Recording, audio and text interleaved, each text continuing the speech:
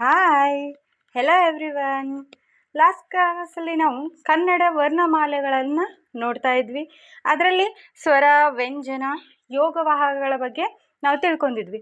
So ಇವತ್ತಿನ ಕ್ಲಾಸಲ್ಲಿ ಕನ್ನಡ ವರ್ಣಮಾಲೆ 2ನೇ ಭಾಗವಾದಂಥ ಗುಣಿತಾಕ್ಷರಗಳ ಬಗ್ಗೆ ನೋಡೋಣ. ಫಸ್ಟ್ ಇಲ್ಲಿ ಗುಣಿತಾಕ್ಷರ ಅಂದ್ರೇನು ಅನ್ನೋದನ್ನು ತಿಳ್ಕೊಳ್ಳೋಣ. ಸೊ ಗುಣಿತಾಕ್ಷರ ಅಂತಂದರೆ ವ್ಯಂಜನಗಳಿಗೆ ಸ್ವರಗಳನ್ನು ಅಂದರೆ ಸ್ವರ ಚಿಹ್ನೆಗಳನ್ನು, ವ್ಯಂಜನಗಳಿಗೆ ಸ್ವರಗಳನ್ನು ಅಥವಾ ಸ್ವರ ಚಿಹ್ನೆಗಳನ್ನು ಸೇರಿಸುವುದರಿಂದ ಉಂಟಾಗ್ತಕ್ಕಂಥ ಮಿಶ್ರವರ್ಣಗಳಿಗೆ ನಾವೇನಂತ ಹೇಳ್ತೀವಿ?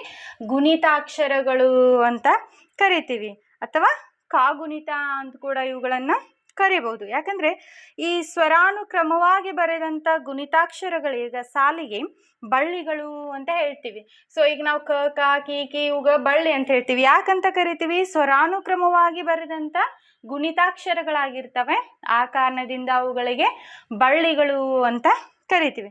ಸೊ ಯಾವ ರೀತಿ ನೋಡಿಲಿ, ವ್ಯಂಜನದ ಸ್ವರ ಚಿಹ್ನೆ ಎಲ್ಲ ಎರಡು ಕೂಡಿಸಿದ್ರೆ ಏನಾಗ್ತದ? ಗುಣಿತಾಕ್ಷರ ಆಗ್ತದ ಅಂತ ಹೇಳ್ಬೋದು. ಸೊ ಇಲ್ಲಿ ಕ ಇದು ವ್ಯಂಜನದ ಕ ಅಂತಕ್ಕಂಥದ್ದು ಏನದ? ವ್ಯಂಜನಗಳು, ಇವೆಲ್ಲ ವ್ಯಂಜನಗಳು. ಸೊ ವ್ಯಂಜನಗಳನ್ನು ನಾವು ಈ ರೀತಿ ಬರೆಯುವಂಗಿಲ್ಲ, ವ್ಯಂಜನಗಳಿಗೆ ಈ ರೀತಿಯಾದಂಥ ವ್ಯಂಜನಗಳನ್ನು ಬರಿತೀವಿ. ಕ ಪ್ಲಸ್ ಅ ಕ ಪ್ಲಸ್ ಆ ಕ ಪ್ಲಸ್ ಇ ಖಿ, ಕ ಪ್ಲಸ್ ಈ ಕಿ, ಕ ಪ್ಲಸ್ ಉ ಕು, ಕ ಪ್ಲಸ್ ಉ ಕು. ಈ ರೀತಿಯಾಗಿ ನಾವು ಇವುಗಳಿಗೆ ಸ್ವರ ಚಿಹ್ನೆಗಳು ಅಂತ ಕರಿತೀವಿ. ಸೊ ಇಂತಹ ಚಿಹ್ನೆಗಳನ್ನು ನಾವು ವ್ಯಂಜನಗಳಿಗೆ ಸೇರಿಸ್ತಾ ಹೋದಂತೆ ಏನಾಗ್ತದ? ನಮಗೆ ಬಳ್ಳಿಗಳು ಲಭ್ಯವಾಗ್ತವೆ ಅಂತ ಹೇಳ್ಬೋದು. ಸೊ ಇವುಗಳನ್ನೇ ನಾವು ಏನಂತ ಕರಿತೀವಿ? ಗುಣಿತಾಕ್ಷರ ಅಂತ ಕರೆಯಲಾಗ್ತದೆ. ಸೊ ಇವುಗಳನ್ನು ಬಳ್ಳಿ ರೂಪದಲ್ಲಿ ಬರಿತೀವಿ. ಇನ್ನುಳಿದ ವ್ಯಂಜನಗಳಿಗೂ ಸಹ ನಾವು ಸ್ವರಗಳನ್ನು ಸೇರಿಸಿ ಗುಣಿತಾಕ್ಷರಗಳನ್ನು ಬರಿಬೋದು. ಸೊ ಗುಣಿತಾಕ್ಷರಗಳನ್ನು ಯಾವ ರೀತಿ ವಿಭಜಿಸಿ ಬರೀತಕ್ಕಂಥ ಕ್ರಮವನ್ನು ನಾವಿಲ್ಲಿ ನೋಡ್ಕೊಳ್ಳೋಣ. ಸೊ ಗುಣಿತಾಕ್ಷರಗಳನ್ನು ವಿಭಜಿಸಿ ಬರೀತಕ್ಕಂಥ ಕ್ರಮಗಳು ಯಾವ ರೀತಿಯಾಗಿ ನಾವು ಗುಣಿತಾಕ್ಷರಗಳನ್ನು ವಿಭಜಿಸಿ ಬರಿಬಹುದು?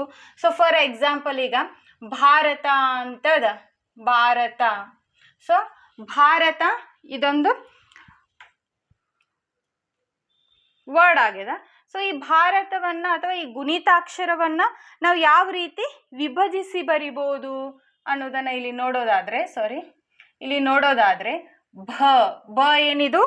ವ್ಯಂಜನ. ಭ ಅಂತಕ್ಕಂಥದ್ದು ವ್ಯಂಜನಕ್ಕೆ ಏನು ಸೇರಿದ್ರೆ ಗುಣಿತಾಕ್ಷರ ಆಗ್ತದೆ? ಅ ಸೇರಬೇಕು. ಆದರೆ ಇಲ್ಲಿ ಭಾರತ ಅಂತ ಬರಿತೀವಿ. ಸೊ ಯಾವ ಸ್ವರ ಸೇರದ? ಆ ಅಂತಕ್ಕಂಥ ಸ್ವರ ಇಲ್ಲಿ ಸೇರದ. ಸೊ ಸೆಕೆಂಡ್ ವರ್ಡ್ ಏನದ? ರ. ಸೊ ರ ಇದು ವ್ಯಂಜನ. ರಕ್ಕೆ ಯಾವ ಸ್ವರ ಸೇರದ? ಅ ಅಂತಕ್ಕಂಥ ಸ್ವರ ಅದ, ರ ಆಯಿತು. ಸೊ ತ ಅಂತಕ್ಕಂಥದ್ದು ವ್ಯಂಜನ. ಇಲ್ಲೂ ಕೂಡ ಅ ಅಂತಕ್ಕಂಥ ಸ್ವರ ಸೇರಿದ ತ ಅಂತ ಆಯಿತು. ಅಂದರೆ ಭಾರತ. ಭ ಪ್ಲಸ್ ಆ ಬಾ, ರ ಪ್ಲಸ್ ಅ ರ, ತ ಪ್ಲಸ್ ಅ ತ, ಅಂದರೆ ಭಾರತ. ಇದು ವ್ಯಂಜನ ಸ್ವರ, ವ್ಯಂಜನ ಸ್ವರ, ವ್ಯಂಜನ ಮತ್ತು ಸ್ವರ ಈ ರೀತಿಯಾಗಿ ಸೇರಿ ಒಂದು ಪದ ಆಗ್ತದ. ಸೊ ಇನ್ನೊಂದನ್ನು ನೋಡೋದಾದರೆ ಕಾವೇರಿ. ಸೊ ಕಾವೇರಿ ಅಂತಕ್ಕಂಥ ಒಂದು ಪದ ಅದ. ಇದಕ್ಕೆ ಯಾವ ವ್ಯಂಜನ ಅಥವಾ ವಿಭಜಿಸಿ ಗುಣಿತಾಕ್ಷರಗಳನ್ನು ವಿಭಜಿಸಿ ಬರೀತಕ್ಕಂಥ ಕ್ರಮವನ್ನು ನೋಡೋದಾದರೆ ಕ ಇದು ವ್ಯಂಜನ, ಕ ವ್ಯಂಜನ. ಸೊ ಇದು ಏನದ?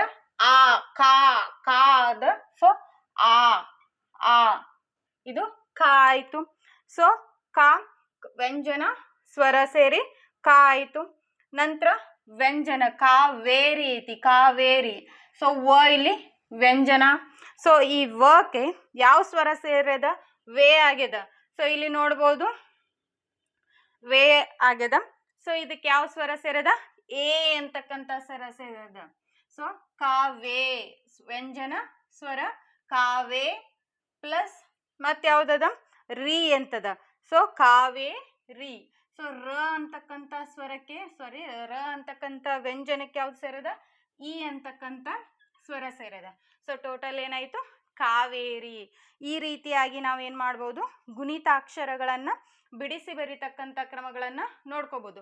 ಸೊ ಇಲ್ಲಿ ಗುಣಿತಾಕ್ಷರಗಳ ಸ್ವರ ಮತ್ತು ವ್ಯಂಜನಗಳ ಸೇರಿ ಯಾವ ರೀತಿ ಗುಣಿತಾಕ್ಷರ ಆಗ್ಯದ ಅನ್ನೋ ಒಂದು ಬಳ್ಳಿಯನ್ನು ನೋಡ್ಕೊಂಡ್ರೆ ನಾವು ಬಿಡಿಸಿ ಬರಿತಕ್ಕಂಥ ಅಂದರೆ ವಿಭಜಿಸಿ ಬರಿತಕ್ಕಂತಹ ಕ್ರಮವನ್ನು ಸುಲಭವಾಗಿ ಅರ್ಥೈಸಿಕೊಳ್ಬೋದು. ಸೊ ಇದು ಗುಣಿತಾಕ್ಷರದಲ್ಲಿ ಬರ್ತಕ್ಕಂಥ ಒಂದು ಅಂಶ. ನೆಕ್ಸ್ಟ್ ಎರಡನೇ ವಿಧ ಸಂಯುಕ್ತಾಕ್ಷರ ಅಂತ ಕರಿತೀವಿ. ಸೊ ಎರಡನೇ ವಿಧ ಯಾವುದು ಮೂರನೇ ವಿಧ ಸಂಯುಕ್ತಾಕ್ಷರ. ಮೂರನೇ ವಿಧ ಸಂಯುಕ್ತಾಕ್ಷರ.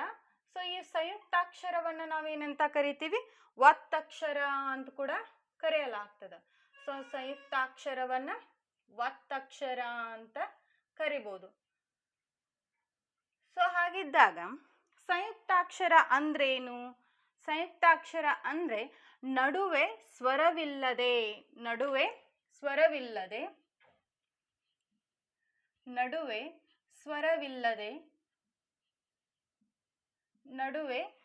ಇಲ್ಲದೆ ಎರಡು ಅಥವಾ ಮೂರು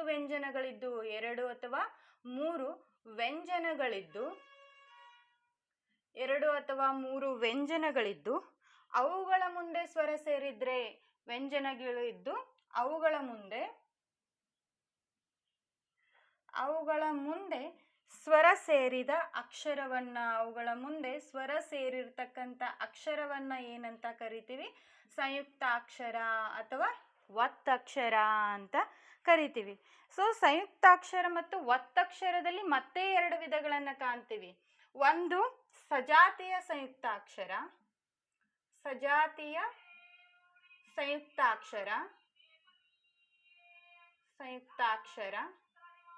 ಮತ್ತು ವಿಜಾತೀಯ ಸಂಯುಕ್ತಾಕ್ಷರ ಅಂತೇಳಿ ಏನು ಮಾಡ್ಬೋದು ಎರಡು ಭಾಗವನ್ನು ನಾವಿಲ್ಲಿ ನೋಡ್ಬೋದು. ಸೊ ಎರಡನೇದು ವಿಜಾತೀಯ ಸಂಯುಕ್ತಾಕ್ಷರ, ಸಜಾತಿ ಮತ್ತು ವಿಜಾತೀಯ ಸಂಯುಕ್ತಾಕ್ಷರ ಅಂತೇಳಿ ಎರಡು ವಿಧಗಳನ್ನು ಕಾಣಲಾಗ್ತದೆ.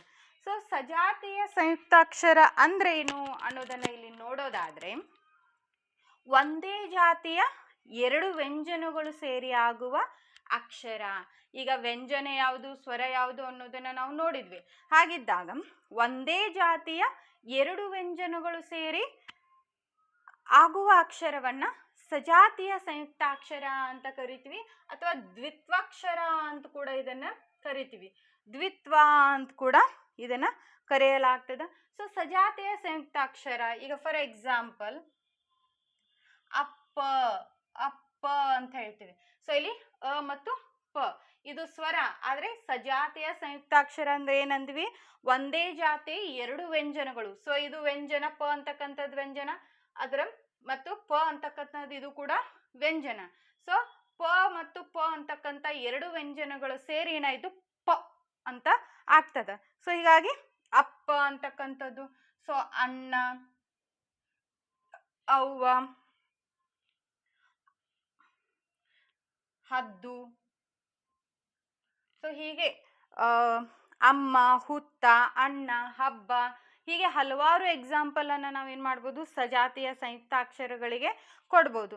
ಸೊ ವಿಜಾತಿಯ ಸಂಯುಕ್ತಾಕ್ಷರ ಅಂದ್ರೇನು ಅನ್ನೋದನ್ನ ಇಲ್ಲಿ ನೋಡೋದಾದ್ರೆ ವಿಜಾತಿಯ ಸಂಯುಕ್ತಾಕ್ಷರ ಅದಕ್ಕೆ ಅಪೋಸಿಟ್, ಅಂದ್ರೆ ಬೇರೆ ಬೇರೆ ಜಾತಿಯ ಎರಡು ಅಥವಾ ಹೆಚ್ಚು ವ್ಯಂಜನಗಳು ಸೇರಿ ಆಗ್ತಕ್ಕಂಥ ಅಕ್ಷರಕ್ಕೆ ನಾವೇನಂತ ಕರಿತೀವಿ ವಿಜಾತಿಯ ಸಂಯುಕ್ತಾಕ್ಷರ ಅಂತ ಕರಿತೀವಿ. ಅಂದ್ರೆ ಎರಡು ಬೇರೆ ಬೇರೆ ಅಥವಾ ಎರಡು ಅಥವಾ ಹೆಚ್ಚು ವ್ಯಂಜನಗಳು ಸೇರಿ ಆಗ್ತಕ್ಕಂಥ ಅಕ್ಷರಗಳಿಗೆ ವಿಜಾತಿಯ ಸಂಯುಕ್ತಾಕ್ಷರ ಅಥವಾ ವಿಜಾತಿಯ ಒತ್ತಕ್ಷರ ಅಂತ ಹೇಳ್ತೀವಿ.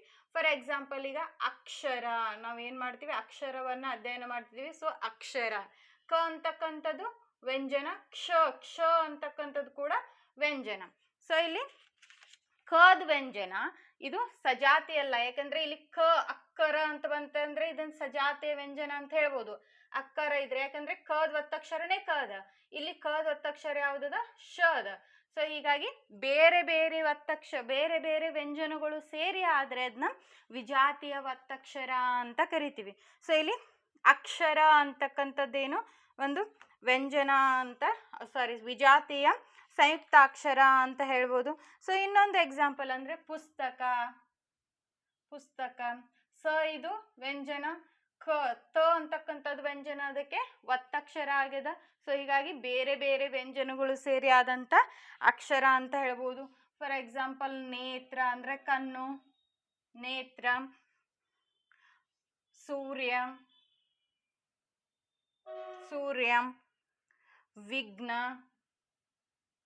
ವಿಘ್ನ. ಸೊ ಹೀಗೆ ಹಲವಾರು ಎಕ್ಸಾಂಪಲನ್ನು ನಾವೇನು ಮಾಡ್ಬೋದು, ಇವುಗಳಿಗೆ ಕೊಡ್ಬೋದು. ಸೊ ಇದಿಷ್ಟು ಸಂಯುಕ್ತಾಕ್ಷರಗಳ ಒಂದು ವಿವರಣೆ ಅಂತ ಹೇಳ್ಬೋದು. ಸೊ ಒಟ್ಟಾರೆಯಾಗಿ ಈ ಒಂದು ಲೆಸನ್ನಲ್ಲಿ ಕನ್ನಡದ ವರ್ಣಮಾಲೆಯಲ್ಲಿರ್ತಕ್ಕಂಥ 3 ಮುಖ್ಯವಾದಂಥ ಅಂಶಗಳು ಮೂಲಾಕ್ಷರ, ಗುಣಿತಾಕ್ಷರ ಮತ್ತು ಸಂಯುಕ್ತಾಕ್ಷರಗಳ ಒಂದು ಅಧ್ಯಯನವನ್ನು ನಾವು ಈಗ ಮಾಡಿದ್ವಿ.